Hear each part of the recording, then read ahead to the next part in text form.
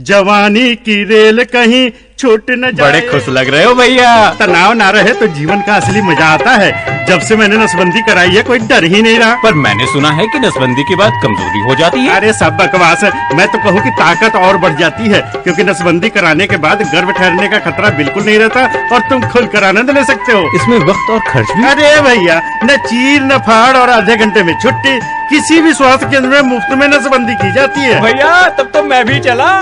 राष्ट्रीय स्वास्थ्य मिशन, स्वास्थ्य विभाग हरियाणा द्वारा जनहित में जारी। नमस्कार, आकाशवाणी चंडीगढ़ से प्रादेशिक समाचारों के साथ मैं रत्तिका। देश भर में एक बार इस्तेमाल होने वाले प्लास्टिक के सामान के निर्माण, आयात, भंडारण, वितरण, बिक्री एवं उपयोग पर आज से प्रतिबंध लागू हो गया है। प्रतिबंध के दायरे में आने वाली वस्तुओं में प्लास्टिक के ईयरबड, गुब्बारों, कैंडी और आइसक्रीम के लिए प्रयुक्त होने वाली प्लास्टिक की स्टिक, प्लास्टिक के कप, प्लेट, ग्लास व अन्य बर्तन शामिल हैं। केंद्रीय पर्यावरण, वन एवं जलवायु परिवर्तन मंत्रालय ने बताया कि प्रतिबंध के प्रभावी कार्यान्वयन के लिए एक बार इस्तेमाल होने वाले प्लास्टिक के सामान के अवैध उत्पादन, आयात, भंडारण, वितरण एवं बिक्री पर निगरानी रखने के लिए राष्ट्रीय व राज्य स्तर के नियंत्रण कक्ष स्थापित किए जाएंगे।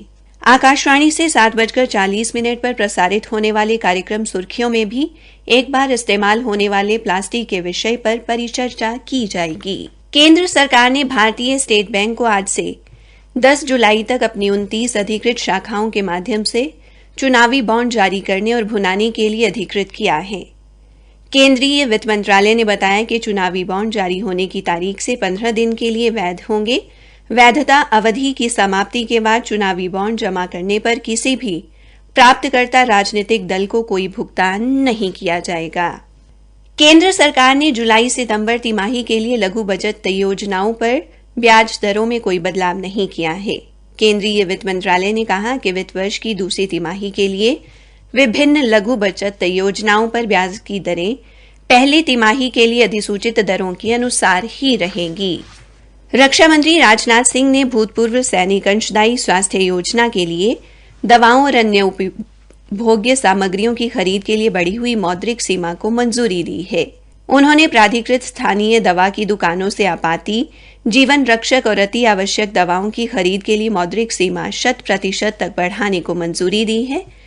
इससे योजना के लाभार्थियों के लिए दवाओं की आसान और समय पर आपूर्ति सुनिश्चित होगी। रक्षा मंत्रालय ने अपने पेंशन भोगियों से अनुरोध किया है कि वे अपनी वार्षिक पहचान का कार्य तुरंत पूरा करें। मासिक पेंशन के निरंतर और समय पर भुगतान के लिए वार्षिक पहचान या जीवन प्रमाणन की प्रक्रिया एक वैधानिक आवश्यकता है। मंत्रालय ने कहा कि अब तक प्राप्त आंकड़ों के अनुसार स्पर्श यानी सिस्टम फॉर पेंशन एडमिनिस्ट्रेशन में शामिल 22,939 पेंशन भोगियों ने वार्षिक पहचान पूरी नहीं की है।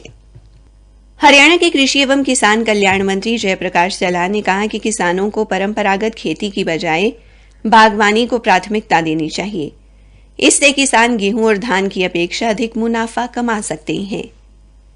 कृषि मंत्री कुरुक्षेत्र के लाडवा में उष्ण कटिबंधीय फल केंद्र में आयोजित 2 दिवसीय फल उत्सव के समापन समारोह को संबोधित कर रहे थे। इस अवसर पर उनके साथ बागवानी विभाग के महानिदेशक डॉक्टर अर्जुन सैनी और पूर्व विधायक पवन सैनी भी उपस्थित रहे। मंत्री ने कहा कि सरकार ने धान की जगह बागवानी के तहत क्षेत्र को बढ़ाने के लिए विशेष अनुदान योजना लागू की है, जिसके तहत मिलने वाला अनुदान 7200 रुपए से बढ़ाकर 19,500 कर दिया गया है। कैथल के civil surgeon doctor Jayant Ahuja ने बताया कि आज से 7 जुलाई तक सशक्त दस्त नियंत्रण पखवाड़ा मनाया जा रहा है। आज इसके तहत 1,05,000 के करीब 5 साल से कम आयु के बच्चों को ORS के पैकेट वितरित किए जाएंगे और बच्चों के अभिभावकों को ORS घोल व जिंक के महत्व के बारे में भी बताया जाएगा। इसी के साथ प्रादेशिक समाचार समाप्त हुए।